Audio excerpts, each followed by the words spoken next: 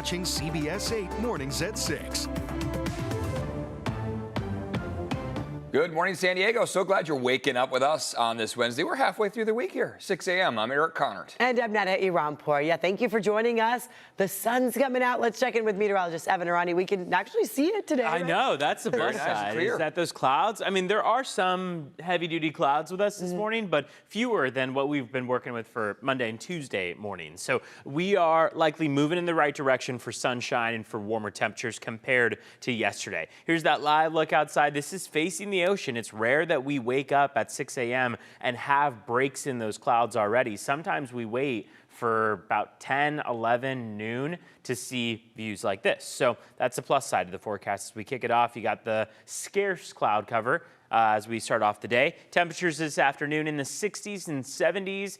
We're going to stay mild through Friday, and then another chance for rain slides in as we get toward the weekend. Coming up, we'll talk about that increased chance for rain. Back to you. Okay, thank you very much, Evan. And now, rec centers, libraries, youth programs in San Diego could be on the chopping block today. The mayor is set to release his final proposed city budget for the upcoming fiscal year. CBS 8's Regina Yarita live downtown with how San Diegans are reacting to all these potential cuts here. Regina. Yeah, that's right. And we've already gotten some reaction and some pushback, and that's because Mayor Todd Gloria had already introduced a draft of that proposed budget. So what we could be looking at today is really a revised version of that draft. We still don't know much of what that could include. He could be folding on some of the cuts that he was looking to move forward with, or it could be very similar to the original draft that he had shared. But what I can tell you is that the mayor is expected to announce some funding reallocations. And this is in response to the feedback that he received from recent budget review hearings. His draft, as I mentioned, has continued to receive pushback, and some people have voiced concerns. Currently, the city is facing a budget shortfall of $258 million, and this has led to potential reductions in library hours, homelessness services, and even the elimination of the city's beach fire pits. Other potential cuts include parks and recreation center hours being reduced by more than 30%, including youth programs. But one of the most contentious proposals is the closure of the San Diego Police Department's northwestern substation in Carmel Valley. Mayor Gloria has argued that the proposed cuts would save nearly $112 million. And he says what his administration is putting forward at this time is a balanced draft budget grounded in their current economic reality. Yesterday, community members in City Heights voiced a strong opposition over the budget cuts. The group disagreed by saying the cuts would hurt already under-resourced communities. We are fighting for our community, and I want our mayor to also remember he used to live here in City Heights, and we are not going to let that, we're not going to let him forget that, because we still remember who he is, who he was, but we want him to remember who we are, and we're still going to be here. And another public hearing is scheduled for May 19th, but the final approval for that budget will be taking place on June 15th.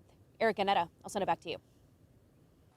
Regina, thank you. Listen up here, homeowners and renters. If you have insurance with State Farm, your premiums will be going up. This morning, we're learning California's insurance commissioner approved an emergency rate increase from State Farm. CBS 8's Chris Grow live here in studio now to give us details on when these hikes will take effect and how much we're talking. A lot to go through here because you're going to get charged this right away, but there's still a chance that this is not finally approved. So let's break this down because it can get confusing, especially when we go over the numbers. So we're going to break it down by the averages and also include what types of homes are going to be impacted and what still needs to happen for this to be final. So remember, these are all averages.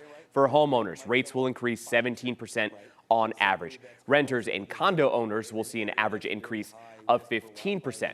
And for those of you that own property that you rent out, so landlords, your average increase will be 38%. Now, this is an emergency request after the devastating wildfires in LA. However, State Farm already requested a rate increase last year. We spoke with Carl Sussman, who is an independent insurance agency owner based in LA. He says the company is also playing catch up with their finances. State Farm's price for landlord policies has always been way below the industry, and I mean below every other carrier and by many factors. So I don't think it surprises anyone to see that they're playing catch up on that. Yeah, so with this interim approval, State Farm's parent company has agreed to provide the insurance provider with a $400 million cash infusion. And State Farm has also agreed not to drop existing customers through the end of this year. Now, there will be another hearing held for final approval. If they don't get that final sign-off, they will refund money charged plus interest back to you. Eric and Netta. Okay, Chris, thank you very much for breaking that down. Today, the U.S. and China's temporary cuts on tariffs take effect. So for the next 90 days, the U.S. tax on Chinese imports will be cut from 145% down to 30%. China's levies on U.S. imports will fall to 10%. That's down from 125%. Temu and Shein products also fall under this tariff cut, but that is still more expensive without the de minimis exemption that was removed earlier this month. It allowed shipments worth less than $800 to enter the U.S. tax-free. The U.S. and China are expected to continue their talks towards a longer-term agreement. The Menendez brothers have been resentenced to 50 years to life in prison, making them eligible for parole. They have served more than 3 decades for the 1989 murders of their parents. The siblings gave an emotional plea via video from the Donovan State Prison in Otay Mesa here yesterday, taking full responsibility. They have long claimed they acted in self-defense after their parents allegedly put them through years of abuse. Family members have supported their pleas for freedom, but prosecutors claim they killed their parents to access a multi-million-dollar inheritance. Something my grandmother Joan has fought for 35 years. It was a lie back in the 1990s when they presented it at trial and the jury rejected it, and it is a lie today.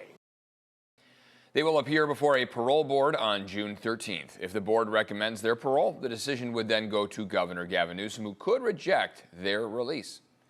This morning, 2 people connected to the Sinaloa cartel are facing charges of what's called narco-terrorism here in San Diego.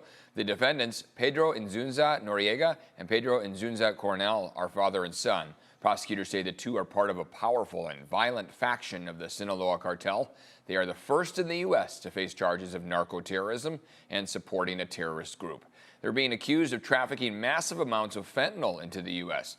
Prosecutors say Mexican authorities made the world's largest known seizure of fentanyl, more than 1.65 tons, at locations controlled by the defendants. This morning, Mexican officials are confirming that the family of drug lord El Chapo's son crossed into the U.S. through San Ysidro. Ovidio Guzman Lopez was extradited to the U.S. in 2023 and pleaded not guilty to drug trafficking charges. CNN reports he agreed to change his plea last week, and Mexico's security chief says 17 of his relatives crossed the border from Tijuana as part of a deal with the Trump administration. None of them are wanted by Mexican authorities. Today, the mayor of Imperial Beach will call out the county for not prioritizing the South Bay sewage crisis in the county's proposed budget. Paloma Aguirre says just 0.02% of the budget addresses the issue. Aguirre is currently running for the county supervisor seat that represents the South Bay. She will face Chula Vista Mayor John McCann in a special election coming July 1st. This comes as a sewer line repair project in Mexico is increasing pollution this week. Looks like it's a comfortable Wednesday out there, but seeing some potential rain for the weekend. My eyes kind of caught on that. I know people aren't going to be the biggest fans of me as I talk about Don't Saturday, Sunday rain. It seems like whatever we end up seeing will likely come to a few hundredths of an inch, maybe a tenth of an inch. So very similar to what we just wrapped up yesterday morning, which is scarce, pretty light, nothing too concerning. But as we get closer to Friday, we'll be able to kind of fine-tune that. It's only Wednesday, and the rain is most likely on Sunday, I should say. So that's something we'll watch for, but we still have a pretty decent stretch of time. Today through Friday, we're enjoying these types of conditions out there, which are dry. In fact, right now, we actually have the sun already beaming down on us, that marine layer barely having any effect to kick off our Wednesday. So temperatures are going to be a little bit warmer this afternoon compared to yesterday, and those temperatures are going to stay warm for Thursday and for Friday. Wind speeds are also dying down, so it's a less cloudy start to the day, it's a less windy start to the day, and it's a warmer start to the day.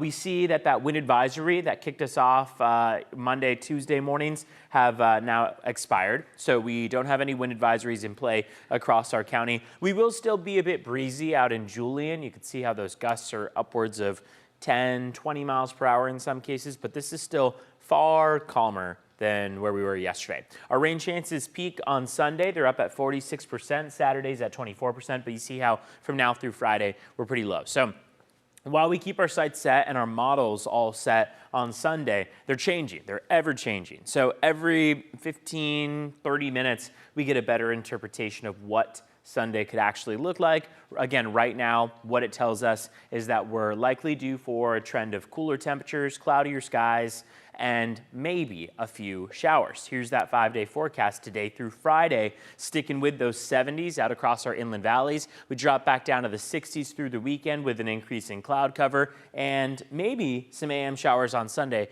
that could break apart and give us a little bit of afternoon sun, but stay in the 60s, so on the cooler side. We'll keep tabs on it. Let's check in on traffic. Want to take you back to a spot that we took you to about a half hour ago. So when you look at the county map as a whole, you see how there's only one crash that is notable right now, and that is over on the 8. This is the 8 eastbound to Mission Center Road. What CHP says is that on that exit ramp, a person was potentially hit by a vehicle, but they were able to get up and walk around after that. They didn't need to be transported to the hospital.